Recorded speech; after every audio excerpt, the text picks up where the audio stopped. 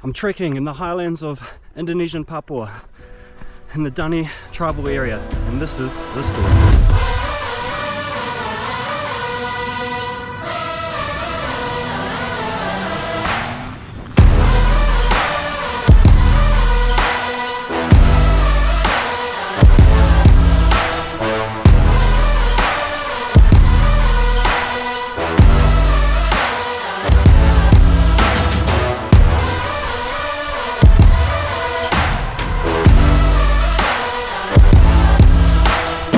Hello, for those that do not know me, I'm Michael from New Zealand, and I am making this video to help people that want to travel to Papua, Indonesia. When I was going there was a limited amount of resources on the internet. It's much easier to travel than what I had expected. So people are generally traveling to Papua for diving in Raja Ampat or trekking in the Baliem Valley. My intention was to do both, but for several reasons I decided to save Raja Ampat for another time. So you're likely to start your trip either in Bali or Jakarta, fly to the capital of Papua, Jayapura. I made this trip from Bali for approximately $273 with a stopover in Sulawesi. So I stayed one night in Jayapura at homestay Jayapura Papua. I'll put the link down in the description. Highly recommend staying at this homestay as it's located equal distance between the airport and the city of Jayapura. Don't think that you need to stay in Jayapura for more than one night, as there's a limited amount of things that you can do in the city. Enjoying a walk around the neighborhoods, trying some local food, checking out the surrounding mountains and the bay area are all achievable within one day. If you talk to the homestay staff, they'll be able to organize a taxi for you, or alternatively, they use the Gojek app to get yourself a motor taxi. From Jayapura, I went to the airport and brought a ticket on the same day as I wanted to fly, flying to Waimena, the capital of the Highland province. I paid $60 for the flight, and then baggage is not included. My baggage was approximately $20. This is paid for by weight. The short 1 hour flight will see you land in the Baliem Valley. I walked the short 2 kilometer distance to my accommodation. Just landed in Waimena. It was a 1 hour flight from Jayapura. Just walking down the street to the hostel that I'm going to stay at tonight, and hopefully try to find myself a guide, get into some trekking tomorrow. First impressions are it's much cooler than Jayapura. Jayapura was stinking hot. Everyone has been super nice. Hello. How are you? Offering to help without being too pushy. I wanted to do the walk so that I could familiarize myself with the neighborhood. Whenever I arrive to a new place, it's always important to check out the neighborhood, and I find that walking around is the best way to do this. However, if you don't want to walk, there is plenty of motor taxis available from the airport. There is limited information on the internet about trekking in this region, but you do not need to get a guide prior to making your way to Waimena. The hostel had a list of approximately 60 registered guides, and at the time that I went, there was a limited amount of tourists, so it was very easy to get a guide for a same-day trek. We have two porters, Lucas and Solomon, and our guide Dios at the front, who wanted to carry my bag. The internet mentions that you can do a self-guided trek of the area. Most Papuans know Bahasa. I would recommend that if you're not fluent in Bahasa, that you get yourself a guide if you can afford it. Travel and having the opportunity to experience different cultures should not be akin to a human zoo. Rather, it should be an opportunity to learn from the people that you're staying with, understand their way of life, and for some internal growth. I was interested in going into the furthest reaches of the valley, and as I was to learn on the trek, the further that you go from the city, the more the Dani and Yali languages are spoken rather than Bahasa. I did shop around and I talked to 3 different guides. The starting price for all of them was approximately $1,300 for an all-inclusive 5-day trek. It is important to note that all of the guides will have their own preferred route based on the connections that they have in the villages. So shopping around and discussing your requirements for the trip with your guide is recommended. It is also recommended that you write a contract with the price, timing, and what's included, and have it signed by both parties, as I have heard instances of tourists being scammed. I managed to haggle my guide down to $1,000 for a 5-day all-inclusive trek, which I thought was really good. But if you're a more skilled haggler than me, I would think that you'd be able to get a better price. Next day, my guide picked me up from the hostel and we went to the supermarket. This is where you pick up the bulk of your ingredients and honestly grab as much sweet as you want. The kids in the villages don't get the opportunity to eat Oreos and these kinds of things very often, so it's a good opportunity to share the love with the local villagers. After you'll go to the supermarket, you'll go to a local market, which was pure chaos. Such an awesome experience. I didn't really feel like filming in the market, so unfortunately I didn't get any shots there, but this is where you'll pick up all your fresh ingredients. And disclaimer, I am vegetarian, so if you're thinking that being vegetarian will be difficult in this area, it was so easy to be catered for. Most meals were fried rice, fried noodles, tempeh, that kind of thing. Once we finished the food shop, we waited to get the 4-wheel-drive public transport to the end of the road. I opted to sit in the back of the tray with the majority of the public. However, if you find this uncomfortable, you can buy a more expensive seat inside the truck, but then you wouldn't have an experience like this.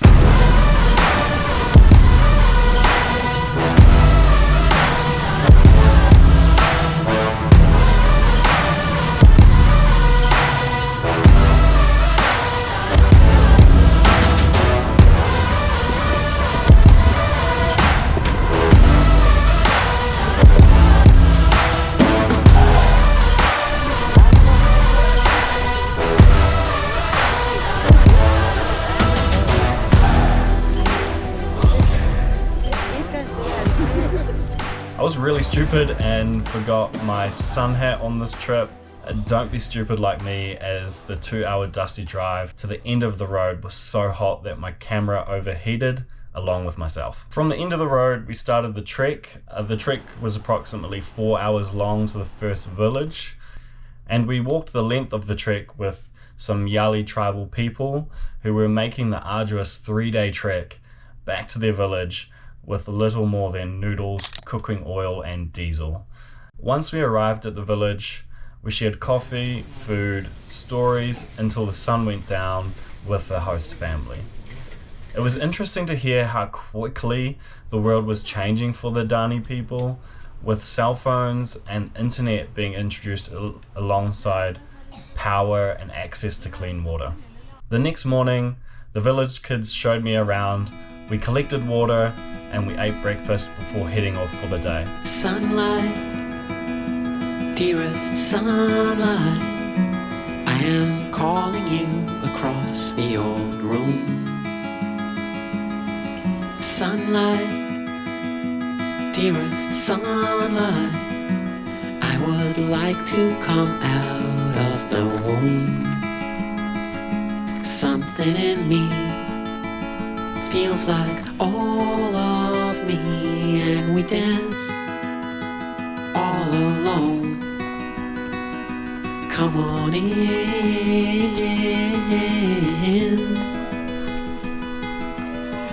We crossed the river and meandered our way up the mountain before we leveled out. Yesterday we walked in from that mountain range after we had been dropped off by 4-wheel drive. 24 kilometers, took about 2 hours, and we walked through several villages, and we stayed somewhere down there. Now we're going up.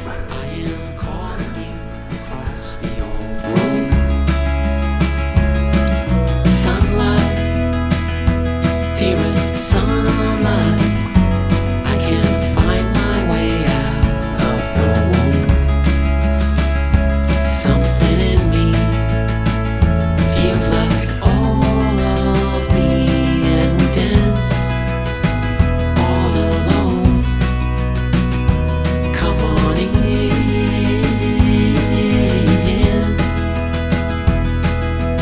Open my heart. Walking through very steep agricultural gardens, which supported the surrounding villages. So the Papuans practice a slash and burn style of farming, where they select a section of the jungle, chop it down and burn it. That provides nutrients for the soil, which then they will grow their crops in. Staple crops are the kumara. They also grow sugarcane, which they eat whole, just peeling off the outer layer and then chewing the sweet and soft centre for a sugar boost, and chilies, shallots, garlic, and in some areas they grow some cabbages. By approximately 2 p.m. and 8 kilometers later, we reached the next village. We decided to stay several nights here, which I would highly recommend. The longer you stay in one place, the more involved you get in the daily lives of the Papuan people. Once again, we shared coffee and cigarettes with the villagers before the kids showed me around.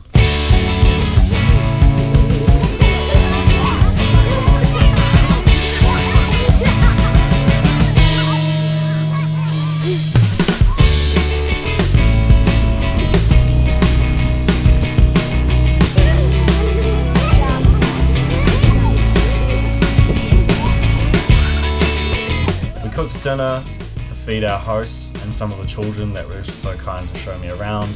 We shared stories and photos from back home until the sun went down. This morning we were about to set off on a day trip to the last village in the valley when the kids decided that they wanted to go hunting. Hunting consists of an attempt to kill anything in sight with an airsoft BB gun. This was such a fun experience, getting to see the kids engrossed in a means of sustenance which has been used for generations, made me reflect on how easy it is for us in the West to open cupboards or head to a shop when we're hungry. After 3 hours of hunting our way to the last village in the valley, we made it to a local pastor's house for some coffee, food and stories. He explained that no foreigner had been here since before the pandemic. The prayers and eating pigs kept them from contracting COVID. As he showed us around the village, we discussed the conversion of Papuans to Christian and how the village was created in the 60s. People from the forest were enticed in through artificial sugar and jewelry. With pride, he showed us videos of German pastors preaching in Yarin. It made me dwell on how white Christians have changed the world and how they continue their mission in the frontier of the globe's last unique tribal civilization. Please comment below and let me know your perspective of this. On the 4th day, we made our way back the way that we came, but continued on the eastern side of the valley. As we walked through village after village, the beaming sun sucked the water and the sugars from my body. I started to feel a bit lightheaded, but my guide finds me a treat. Sugar, Papuan styles.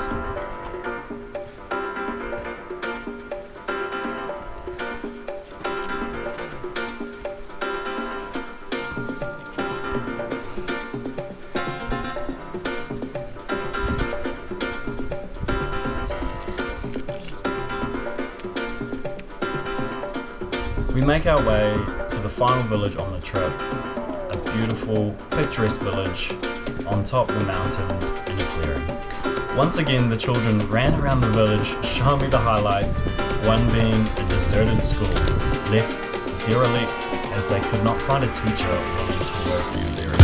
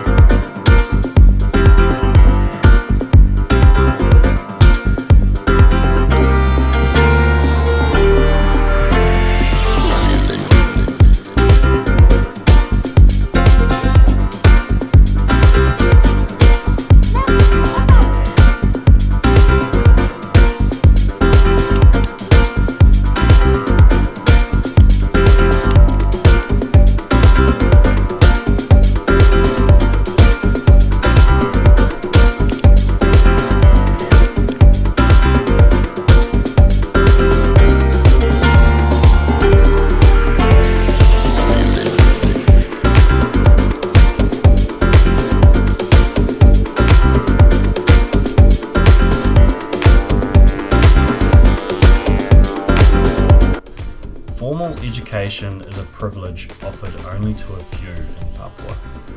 Children are destined to work in the Highlands growing food or to be sent away from their families to the city to gain a formal education and the chance of more opportunities.